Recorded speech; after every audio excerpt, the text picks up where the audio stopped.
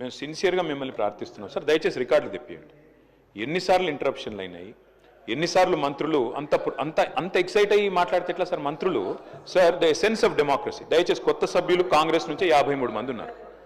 The essence of democracy, the beauty of discussion in assembly sir is discussion, debate, dissent. Sir opposition అనేది మాకు we will have our say, the government will have its way. That is the essence of democracy. దయచేసి నేను వారిని మిమ్మల్ని కూడా కోరేది sir, మంత్రులకి సంయమనం ఉండాలి, రిస్ట్రెయింట్ ఉండాల్సింది ట్రెజరీ బెంచెస్కి. అపోజిషన్ సహజంగానే మేము ప్రభుత్వం చేయని పనులు, ఇస్తానని చెప్పిన మాటలు, హామీలు కాని హామీలు మేము దయచేసి ప్రకాష్ రెడ్డి గారు, స్పీకర్ గారు ఒకటే రిక్వెస్ట్, మంత్రులకి మీరు దయచేసి చెప్పండి. ఇప్పుడు మేము కూడా ప్రొవోక్ చేయాలనుకుంటే మేము కూడా మాట్లాడచ్చు సార్, మేము కూడా చెప్పొచ్చు 30% కమిషన్ అని వాళ్ళ ఎమ్మెల్యేలు అంటున్నారు, 20% కమిషన్ అని సెక్రటేరియట్ లో ధర్నాలు అవుతున్నాయి.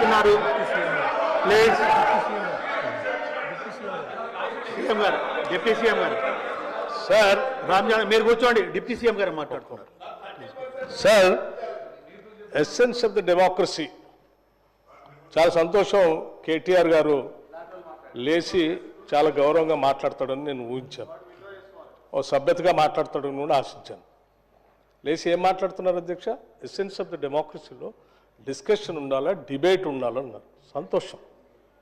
డిస్కషన్, డిబేటు వాస్తవంగా ఉండాలా, లేచి మాట్లాడిన ప్రతి మాట అబద్ధంగానే మాట్లాడాలా? What are we doing? You are not misguiding the house, not only the house, the entire state you are misguiding. వారు ఏమన్నారండి?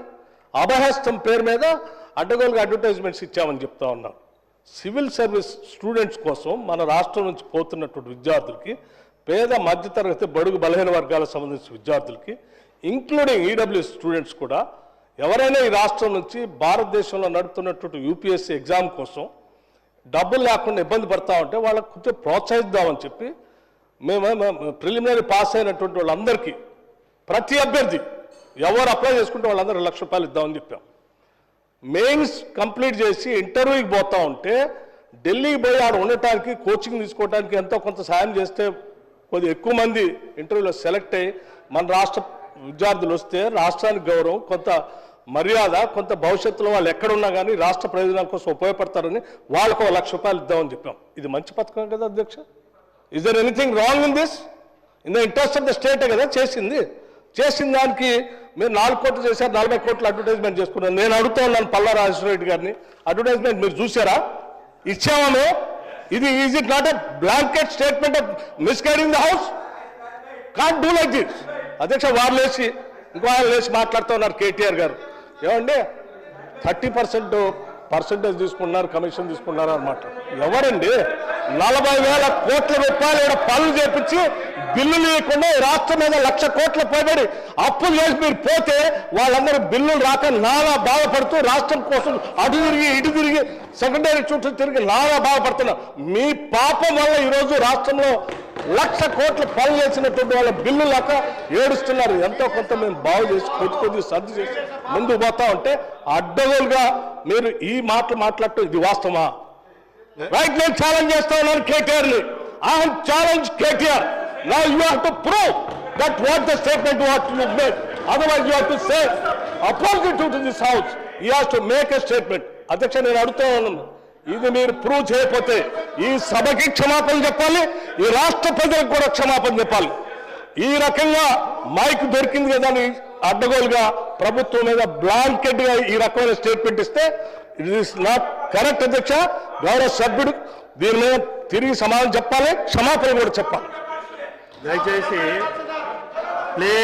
ప్లీజ్ ఇప్పుడు కేటీఆర్ గారు ఏదైతే 30% అని అనుచిత వ్యాఖ్య చేసిండో దాన్ని రికార్డులకు వెళ్ళి డిలీట్ చేయడం జరుగుతుంది. ప్లీజ్. పల్లె రాజేశ్వరరెడ్డి గారు, ఓన్లీ 5 minutes. పల్లె రాజేశ్వరరెడ్డి గారు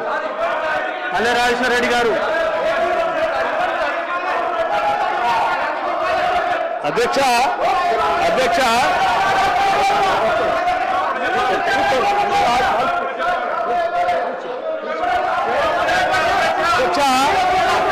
ఒక బాధ్యత డిప్యూటీ సీఎం గారు మాట్లాడుతున్నారు, సభ్యులందరూ సహకరించాలి. డిప్యూటీ సీఎం గారు మాట్లాడుతున్నారు, దయచేసి అందరూ సహకరించాలి. అధ్యక్ష అధ్యక్ష ప్లీజ్ అధ్యక్ష మేము గారు రాజకీయాలు మాట్లాడుతున్నారండి, మీరు కొంచెం వినాలి అధ్యక్ష. మాట కూడా. ప్లీజ్ సార్ మీరు కూడా కొంచెం ప్లీజ్ చైర్కు సహకరించాలి.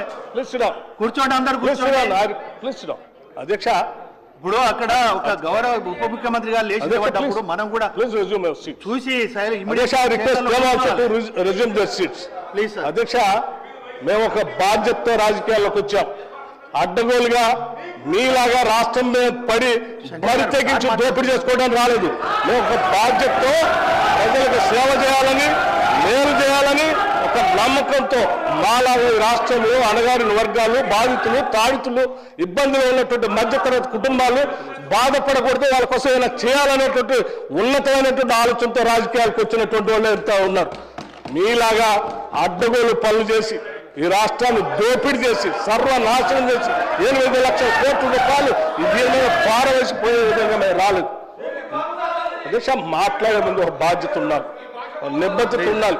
గౌరవ సభ్యులు మాట్లాడేటప్పుడు ఒక స్టేట్మెంట్ చేసేటప్పుడు ఒళ్ళు దగ్గర పెట్టుకొని మనం మాట్లాడేది కరెక్టా కాదా, ఇది మనం ఏం చేస్తున్నాము నిబద్ధతతో మాట్లాడాలి. ఎంత అధ్యక్షది ఏమనుకుంటున్నారు? ఏది పడితే అది మాట్లాడితే తెలుస్తుంది అనుకుంటున్నారా? లేచిన దగ్గర నుంచి చూస్తున్నాం అధ్యక్ష, ప్రతి స్టేట్మెంట్ ఇట్స్ నాట్ కరెక్ట్ అధ్యక్ష.